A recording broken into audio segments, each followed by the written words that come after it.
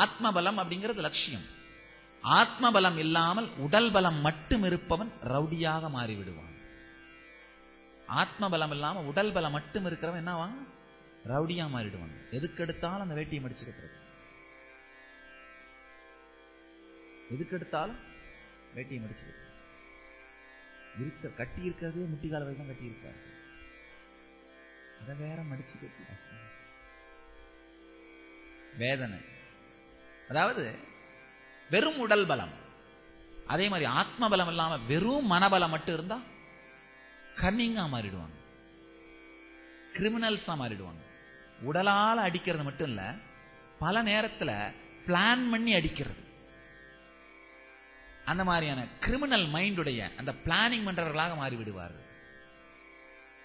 ஆத்ம பலம் இல்லாமல் உடல் பலம் மட்டும் இருந்தா ரவுடியாவும், ஆத்ம பலம் இல்லாமல் மனபலம் மட்டும் இருந்தா தீவிரவாதியாகவும் மாறிடுவார்கள். ஆன்ம பலம் இருக்கும் பொழுது மட்டும்தான் மனிதன் மனிதனாக மாறுகின்றான். ஆன்ம பலம் இல்லாம உடல் பலம் மட்டும் இருந்தா தத்தி. அவனுக்கு புது யுகம்ன்ற கனவாயெல்லாம் ஒன்னும் சொல்ல முடியாது. யாராவது ஒருத்தர் அந்த மாதிரி கனவை அவங்களுக்கு சொன்னா கூட, நான் இப்ப என்ன பண்ணணும் அதை மட்டும் சொல்லு, அவ்வளவுதான். ஆன்ம பலம் இல்லாமல் உடல் பலம் மட்டும் இருப்பவர்கள் புதுயுக கனவினாலே ஏமாற்றப்படுவார்கள். ஆன்ம பலம் இல்லாமல் மனபலம் மட்டும் இருப்பவர்கள் புதுயுக கனவை வைத்து மற்றவர்களை ஏமாற்றுவார்கள். நல்லா புரிஞ்சுக்கோங்க. உடல் பலம் மட்டும், ஆன்ம பலம் இல்லாம உடல் பலம் மட்டும் இருக்கவங்க புதுயுக கனவை யாராவது அவங்களுக்கு சொன்னா அதனால ஏமாற்றப்பட்டு வஞ்சிக்கப்பட்டு அதற்காக போராடுவார்கள். ஆன்ம பலம் இல்லாம மனபலம் மட்டும் இருந்தா அந்த கனவை, புதுயுகம் கனவை விற்று மற்றவர்களை ஏமாற்றுவார்கள். ஏமாற்றுபவர்கள் மனபலம் மட்டும் உடையவர்கள், ஏமாறுபவர்கள் உடல் பலம் மட்டும் உடையவர்கள். இந்த இரண்டையும் தாண்டி ஆன்ம பலத்திற்குள், ஆன்ம பலம்னா ஒரு ரெண்டு வார்த்தை தான், ஒரு தெளிந்த லட்சியத்தை வகுத்து அதற்காக வாழ்க்கையை தியாகம் செய்தல். இந்த ஆன்ம பலத்திற்குள்ளே நுழைவோமானால் நாம் ஏமாற்றவும் மாட்டோம், ஏமாற்றப்படவும் மாட்டோம். இந்த உடல் பலத்தையும் மனபலத்தையும் தாண்டி ஆன்ம பலத்திற்குள் நுழைந்தால் இன்று பிறந்தது புதுயுகம். இன்று புதுயுகம் பிறக்கணும்னா ஒரே ஒரு விஷயம் நடக்கணும். சாமி இவ்வளவு நேரம் சொன்ன இந்த மொத்த கருத்துக்களையும் சாரமா தொகுத்து ஒரு 2-3 வார்த்தைகளை சொல்லணும்னா, புதுயுகம் அப்படிங்கிறது காலம் காலமாக நமக்கு அளிக்கப்பட்டு வரும் கனவு. ஆன்மீகவாதிகளாகட்டும், தத்துவவாதிகளாகட்டும், சமூக தலைவர்களாகட்டும், அரசியல்வாதிகளாகட்டும், நீதி காவலர், என்ன துறையாக வேணா இருக்கட்டும், விஞ்ஞானமாகட்டும், எந்த துறையாக இருந்தாலும் புதுயுகம் வரும், புதுயுகம் வரும், புதுயுகம் வரும் அப்படின்ற ஒரு கனவு எல்லாருக்கும் அளிக்கப்பட்டு வருகிறது. காலம் காலமாக காணும் கனவு. முதல் கருத்து. இரண்டாவது, ஏன் அது நிஜமாகவில்லை, ஏன் அது நனவாகவில்லை, ஏன் அது நிஜமாகவில்லை? காரணம் 2 காரணம். முதல் விஷயம், அந்த கனவை கொடுத்தவர்களே பெரும்பாலானவர்கள் அந்த கனவிற்காக தங்களுடைய வாழ்க்கையை தியாகம் செய்யாமல் மற்றவர்கள் வாழ்க்கையை மட்டும்தான் தியாகம் செய்ய வைத்தார்கள். அது மாதிரியான தலைவர்கள். 2வது விஷயம், சில நேரத்தில் ஸ்ரத்தையுடைய தலைவர்களாக இருந்தாலும் சரியான நுட்பம் தெரியாமல் சமூக எழுச்சியின் மூலமாக புதுயுகத்தை கொண்டு வந்து விடலாம் என்ற தவறான கற்பனையை கண்டார்கள். அது 2வது பிரச்சனை. ஒன்னு, தலைமை சரியில்லாம போறது, இல்ல அந்த கொள்கையை நடைமுறைப்படுத்துகின்ற நுட்பம் கிடைக்காமல் போறது.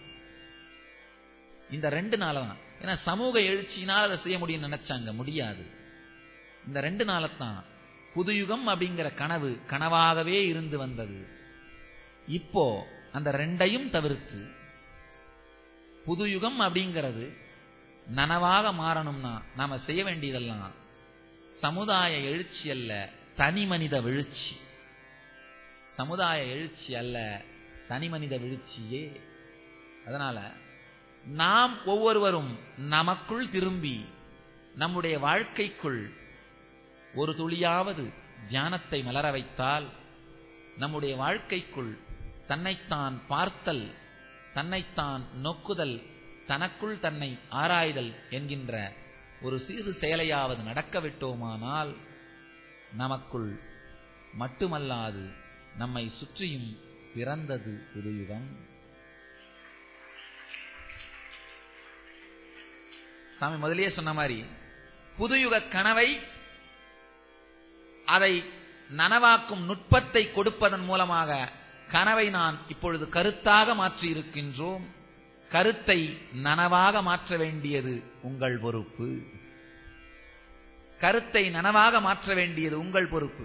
கனவு, கருத்து, நனவு. கனவு அப்படிங்கிறது வெறுமனே விஷுவலைசேஷன் கனவு.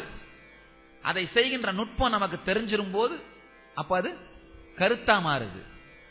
அந்த கருத்தை நாம் நடைமுறைப்படுத்தும் பொழுது அது நனவாக மாறுகின்றது. அப்போ சாமி சொன்ன மாதிரி, சாமி சொல்றது இன்று பிறக்கட்டும் புதுயுகம்.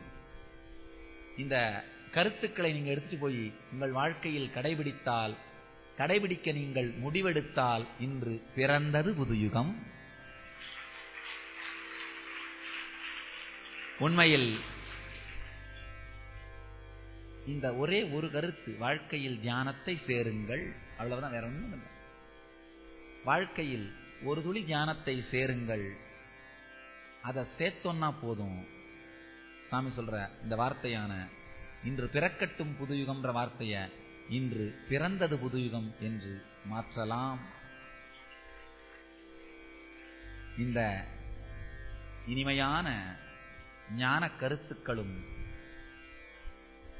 இனிமையான ஞான வரிகளும் உங்களுக்குள் ஆழ்ந்து வேலை செய்து தனிமனித எழுச்சியை ஏற்படுத்தி தியானத்தில் உங்களை மலரச் செய்து தியானம் உங்களுக்குள் மலர்ந்து உங்களை மட்டுமல்லாமல் இந்த உலகையும் யுகத்தையும் மாற்றி